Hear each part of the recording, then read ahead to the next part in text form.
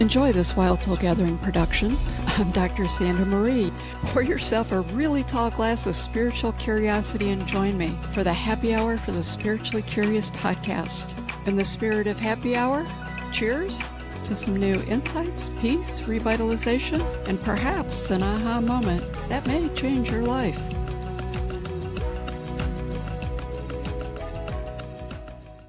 Hi, today in the studio I have Rebekah Beneteau. Welcome to Happy Hour for the Spiritually Curious.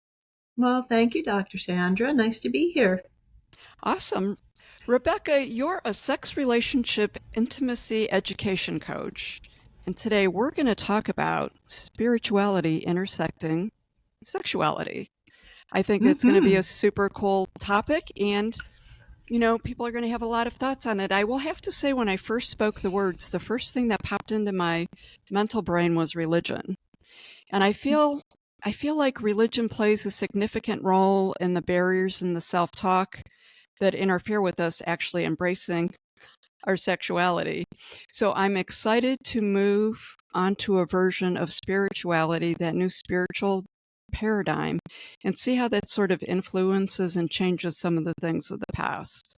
So if you don't mind, can you just talk a little bit about yourself and how you got to this point? Sure. It's always, when this is brought up, where do I begin, right? How far back do I go, I was born in New York City to a middle-class Jewish family. I grew up as a conservative Jew. But apparently, according to the family mythology, I was always very open, interested in bodies and sex. I was in the crib still when my father walked by naked, and I pointed and yelled out, "What's that little thing?" Which he says gave him quite a complex. When I was 4, they found me reading Playboy magazine that I had pulled out of my dad's nightstand, and they asked me what I was doing. I said I liked the tushies. So there was always something in that. And then something happened to me when I was 8, that involving an adult man, which very much I made choices at that point, coping skills. I separated from my own body.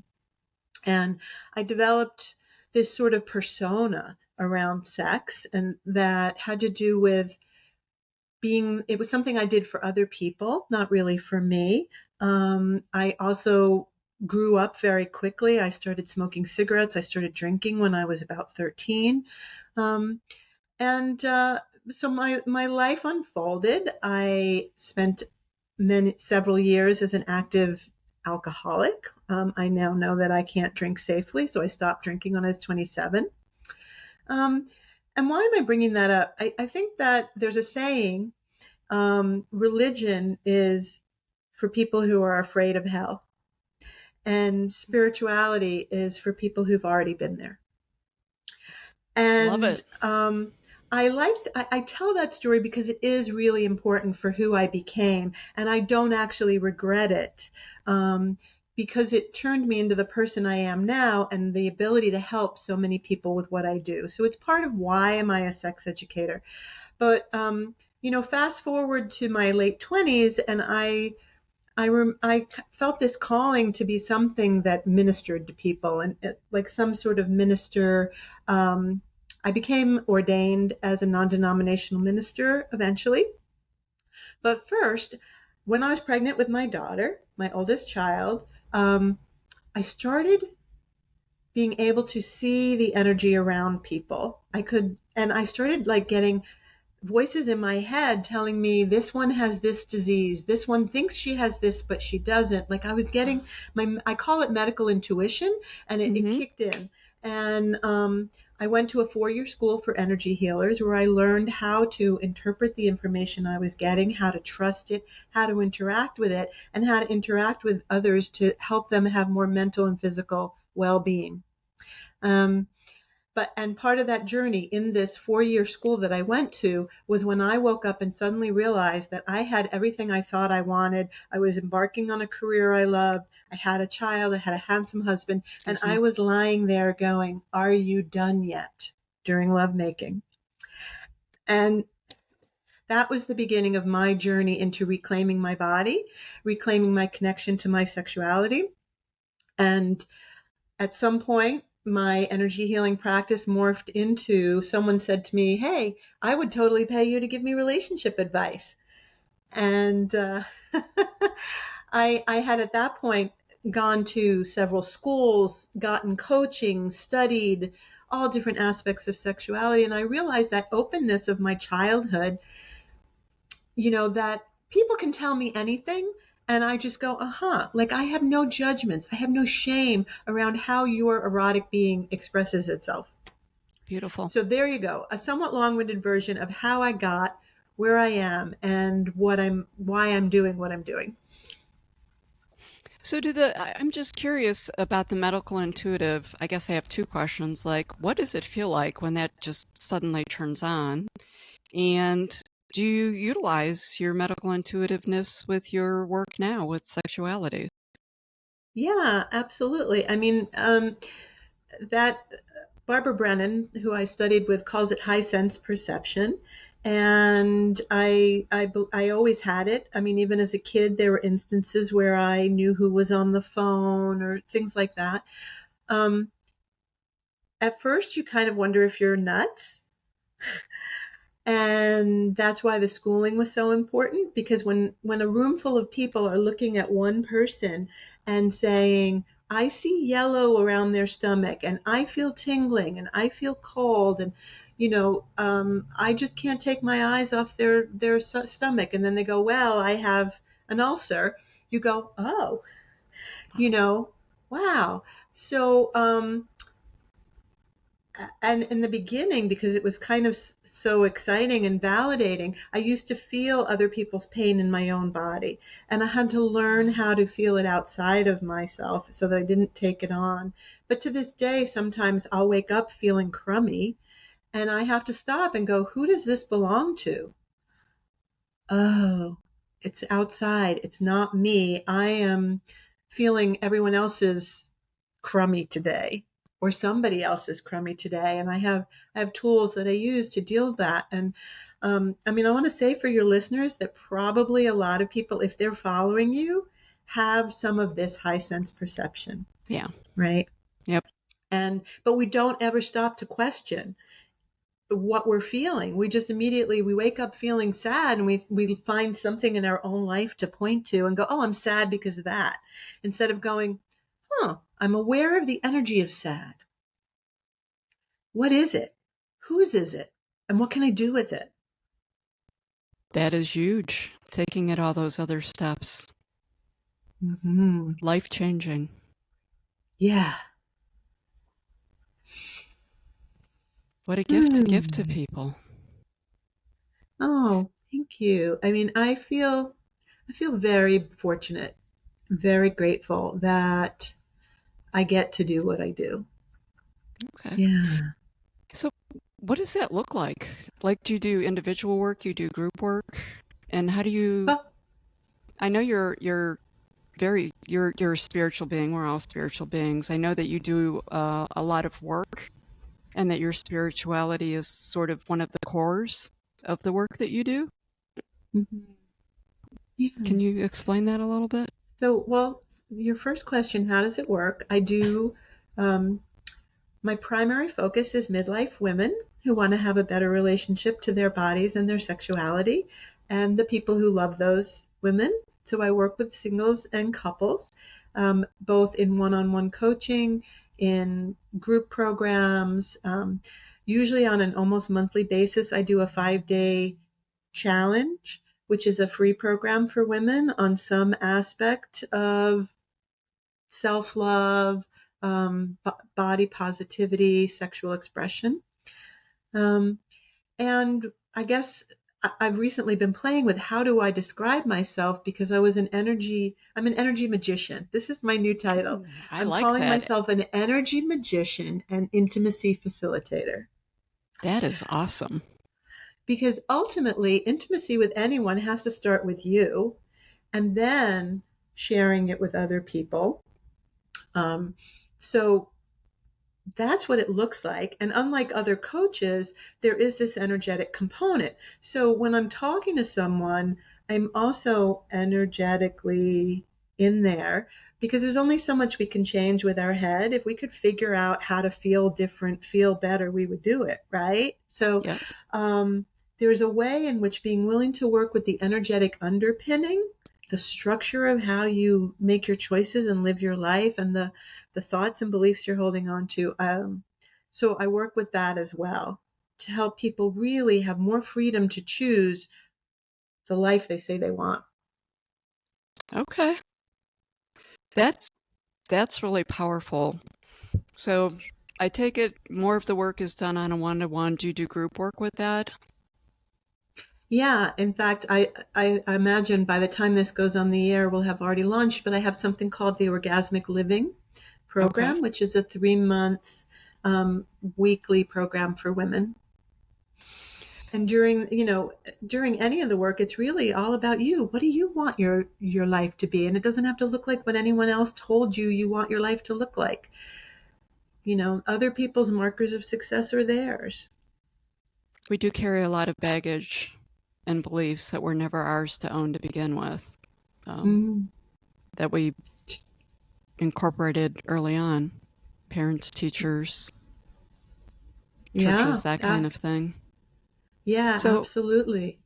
that being said, how do you think when you're incorporating the spirituality into this, how does this help us navigate times of personal fear or pain that many times is connected with sexuality?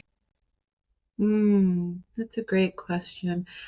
I mean, first of all, I guess I want to say that a lot of the people I see are carrying significant entrenched beliefs from their religion Mm. about what it means to be a good man, a good woman, a nice girl.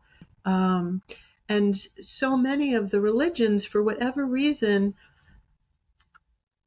have asked us to leave the body behind. That the only way to get to God is if your body doesn't matter. It's all about the spirit. So that's one message that we've got. And yet I ask you, if God is everywhere and God's created everything, didn't God give you a body? And does your body have pleasure? And did God know what he, she, it was doing when they created that, right? So why would we negate any part of the creation? So that's like the first thing. And there's kind of a reason why people yell, "Oh God," when they orgasm, right? Because it's actually all right, so I got to tell you guys this. I'm incapable of just skating over the surface. So you're going to get a whole download. This is like taking a class with me, folks. I'm Do you all in. mind? No, I'm all in. Okay. Let's do it. So this happened to me when I was working as an energy healer with a woman. Um, she was fully clothed. She was on my table. I had my hands, I don't know, maybe her hip and her shoulder. And all of a sudden, she went into what you would say was an orgasm. And I felt that energy moving through my body. And I realized that the energy I was channeling when I was healing was the same as the energy I felt when I was coming. And what I heard in my head is that sexual arousal is the body's joy at feeling itself. Okay. And that orgasm is actually the full flow of our life force energy through our bodies. And Ah, so much of the time, the only place we have access to that is when we're in a sexual encounter. Body parts A touching body parts B. But that it's available in so many other ways, right? This is why I'm an energy magician. Like, think about lying on a beautiful sunny beach with the sun just beaming on you and the wind tickling your hair and the smell of coconut from your lotion. And if you let that joy move through your body. So if we redefine orgasm that way as life force, anything we can do to cultivate that is good. And it brings us closer to the divine because it's allowing us to commune with everything that is. That's the spirituality piece. because my whole life, like I've been longing to commune with the divine, with God. And people get it in meditation, people can get it in chanting, whirling dervishes get it in dancing. And what if your sexual activities could be just another way that you get there? Makes total sense. I was thinking that it's all Kundalini type of energy that's just moving through our individual selves in a different way, or it's stimulated in a different way. Mm-hmm. Yeah, that makes yeah. Mm-hmm. Yeah. So I guess that's the intersection of spirituality. And what if you could be a very spiritual person and bring your body with you? Absolutely, you can do that. I do agree the body is part of the spiritual experience that we're experiencing on the earth plane. Mm-hmm. You know, there's definitely utilization and purpose to it. So I love that. Mm-hmm. I agree with you. And I think for some people, you know, we all come down here with, I guess I'll call it our mission, or something that we come down here to experience, recreating the world in some different ways. But most of it is pretty basic, simple, everyday life stuff, right? I could have come down here to be a good teacher, to be a good partner, to be a good mother, to experience my physical self that maybe I didn't experience in other lifetimes. And I want to focus on that one. So that all makes sense to me. I like the quote, um, your purposes in life is where your great gladness meets the world's great need. Ooh, I like that. That's definitely, and that makes it very unique and individual Yeah, with the bigger picture of all. yeah, absolutely. And I do believe that people learn even more from our being than necessarily our doing. Like they watch us, they see how we move through the world, and that can inspire them. So if someone wants to work with you, what would that look like, and how do they get a hold of you? Okay, so they come to my website, which is called pleasureevolution.com, because I do believe that I have had enough pain, thank you very much, to last a lifetime. I am no longer functioning from the place that all the best growth comes from pain. What if we could grow like a flower, like reaching towards the sun? So pleasure evolution. If you focus on what lights you up and follow that and put your attention there, you will evolve and become more and more powerful. So they start with an intake interview, which is a free phone call with me. And we just talk about, what are your goals? What would you like to create in your life? And I really do function as a coach. I'm not a therapist. So I'm not looking for how you got here and picking apart your past. I'm looking at, where do you want to get? And what needs to happen for you to get there? Do we need to clear your mindset? Do you need to learn new techniques? Do you need to build new habits? And then we work anywhere from 1 to 12 sessions. When I work with couples, it's often a mix of some for him, some for her, and some together. And it combines everything, all the toys in my bag, like all the modalities that I have learned. So there may be energy work one week, and there may be emotional, verbal clearing one week, and there'll be assignments to journal and get some more of that self-awareness. So that's how you work with me. We figure it out together. You're encouraged to follow what's light for you and what makes you feel expansive. Will it benefit you to work with me just once or weekly, right? And the 3-month program is just starting the end of January, and then there'll be a new one starting in May. So whenever this comes out, you can watch for that. Join one of my 5-day challenges. Check out my YouTube channel, Pleasure Evolution TV. There's a ton of free resources on there. Any last words for the listeners here that you want to leave with them? I think you have lots of last words, but a last word that you would like to leave with the listeners. I think you're a wealth of information, a wealth of experience. Your energy is incredible. Well, thank you. And thank you so much for this invitation. And I think I just, I'm feeling into everybody who's going to listen to this in the future. And what I want to say is it doesn't matter where you came from and where you started from and what's happened to you in the past. You can choose today where you want to go. And if you just keep walking bit by bit in the direction of the light, you will get there. Fast or slow, it doesn't matter. And I am living proof that I don't have to keep living my story.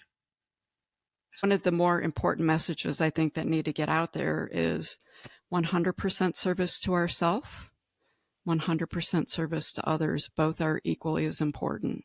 And I think that you really walk the talk on that one. So thank you for being on the show, Rebekah. And I want to thank all the listeners out there. Thank you for taking time out of your day to join us. Until next time, remember, embrace that wild soul. Talk to you later, Rebekah. Thank you. Thank you for joining us for this episode of Wild Soul Gatherings Happy Hour for the Spiritually Curious. To learn more about our guests, please go to our website, wildsoulsgathering.com. We're very eager to hear from our listeners what you thought of the episode, topics you might like us to cover in the future, your thoughts on spirituality, questions you may have. Please feel free to send us an email at wildsoulsgathering@gmail.com. This is your host, Dr. Sandra Marie, sending each of you peace and love. Until we meet again, embrace your wild soul.